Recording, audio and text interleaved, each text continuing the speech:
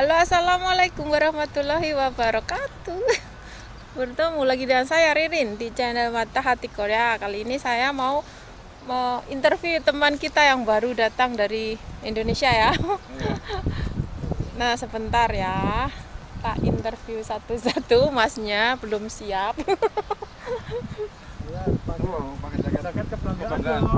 Pakai jaket kebanggaan dulu karena Indonesia kita. Baru siap. Siap, sudah siap Mas Sudah. Oke. Kan dulu namanya. Ya, nama saya Ari, asal Sragen.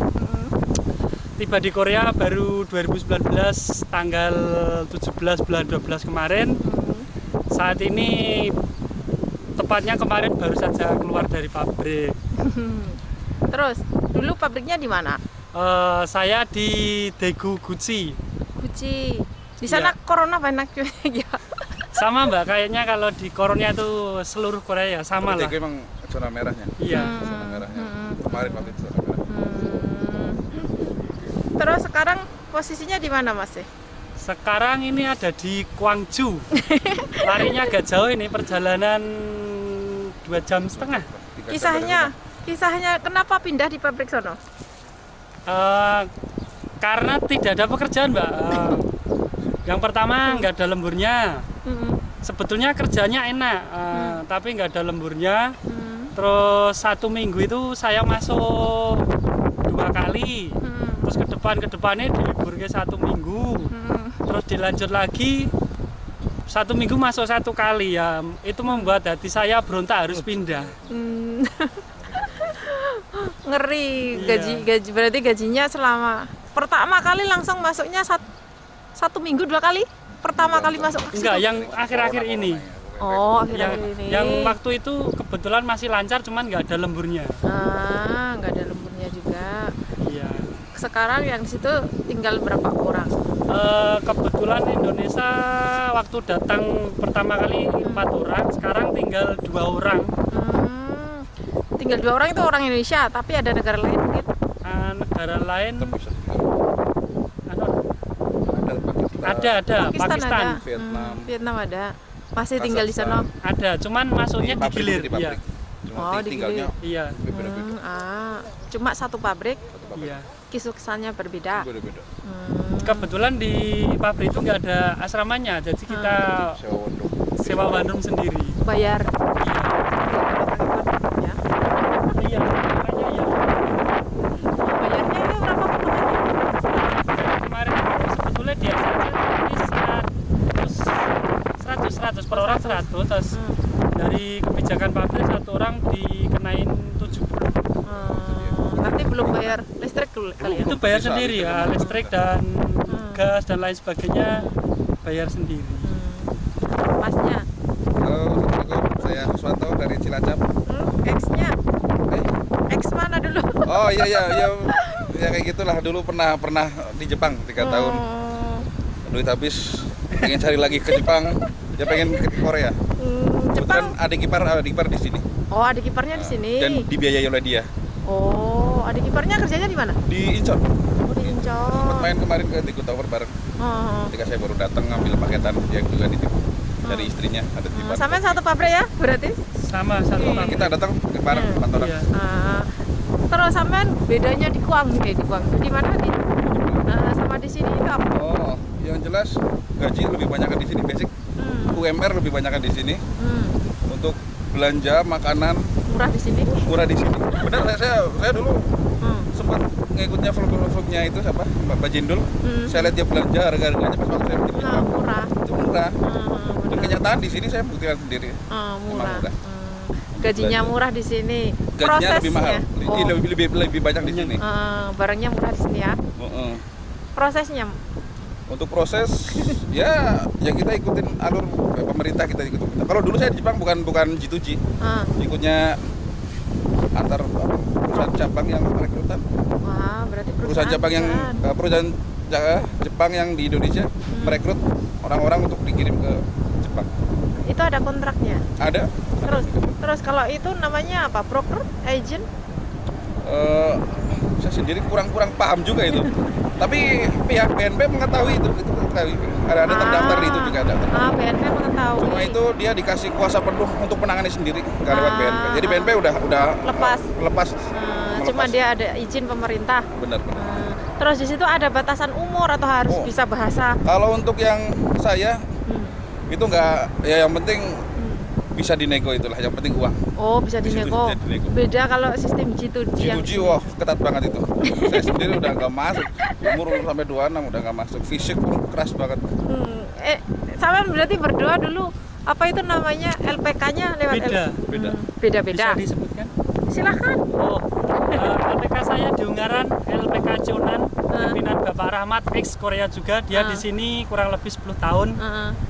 Dia mahasiswa di sini juga. Ya, syukur alhamdulillah berkat LPK itu saya bisa nyampe ke sini juga. LPK-nya itu biasanya bisa nanti kalau misalkan ada teman atau adik-adik kita yang masih di rumah itu, kan sampean kan tadi aslinya dari Sragen ya. Iya. Itu LPK itu apa di Sragen? Enggak, posisi LPK sekarang ada di Ungaran, Kabupaten Ungaran, tepatnya kurang lebihnya di dekat-dekat BNP 2 TKI. Itu kalau jauh itu ada penginapannya?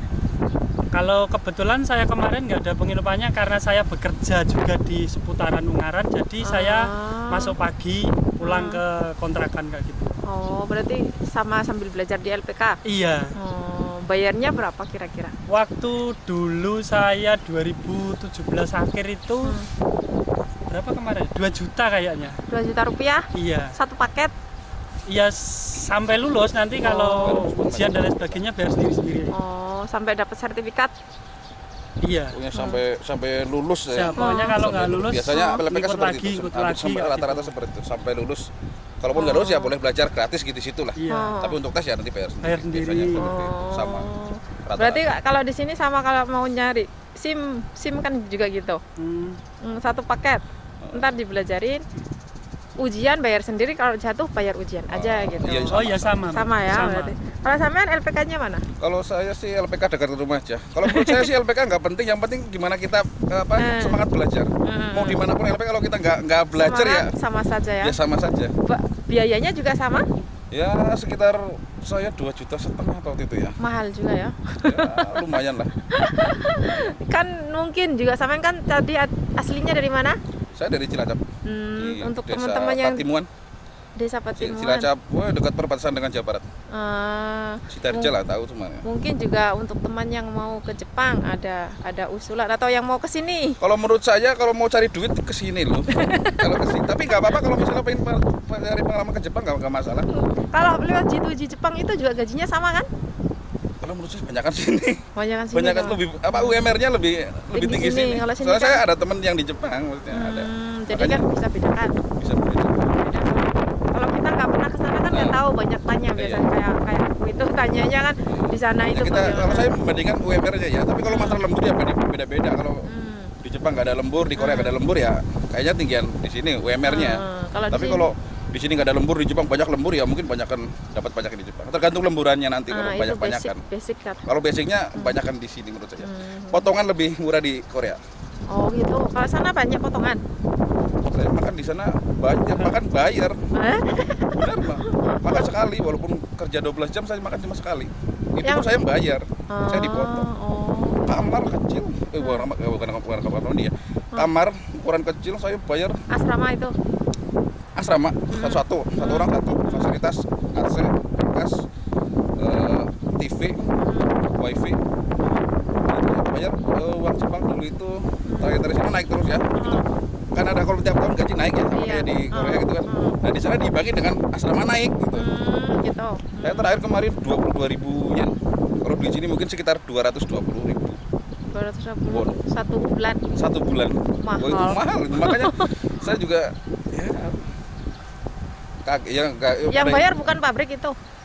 Ya kita bayar, bukannya potong gaji juga? Ya potong gaji, dipotong gaji. Nantinya gitu ya. Nantinya kalau dipotong gajian. gaji langsung. Berarti kalau itu pun atas nama pabrik, duitnya kembali lagi ke pabrik. Nah, sama saja ya. Iya. Kalau di sini mungkin tadi potongannya sampai kan tadi sama, 70 ya kan? 70. Sebenarnya Makanya itu juga kebijakan pabrik. Itu kan kalau misalkan aturan odongbu kan harus 13% dari gaji basic gitu. Terus aslinya gitu. Nah, cuman kalau misalkan mau dipotong 70, 80, 50 itu kan juga kebijakan pabrik. Jadinya semua orang itu diharuskan sebenarnya untuk dipotong. Jadi supaya kenapa? Di sini kan 1 tahun sekali kan gajinya naik. Jadi otomatis untuk menghindari itu. Kalau gaji naik kan otomatis kan perusahaan juga berat lah sebenarnya. 1 jam aja sudah sekarang berapa? 8.590. Tahun depan nanti naik lagi. Gitu. Jadi semakin naik semakin besar dia itu tanggung jawabnya dia gitu. Sampai ke sini mau kenapa? Mau ngapa? Cari uang lah pasti. Enggak, ke Gwangju. Oh, ke Gwangju. Iya kebetulan kita baru pindah resign dari pabrik yang lama. Ya kerja, namanya kerja pengen dapat duit ya. Apalagi di Korea itu kan bisa pindah gitu. Saya juga baru tahu di Jepang saya kayaknya nggak bisa gitu. Pindah cuma masih satu perusahaan kemarin saya bisa, cuma untuk pindah lain pabrik kayaknya saya sendiri nggak ngebayangin ya. Nggak terbayang bisa kayak gitu. Mungkin kerjanya di situ mungkin tidak berat mungkin. Jadi nggak ngebayangin untuk pindah. Ya sebenarnya kalau kepikiran duit kadang kan walaupun kita satu mes, walaupun beda masih satu pabrik, kadang kan ada yang lemburnya banyak, ada yang itu kan jadi kesenjangan sosial.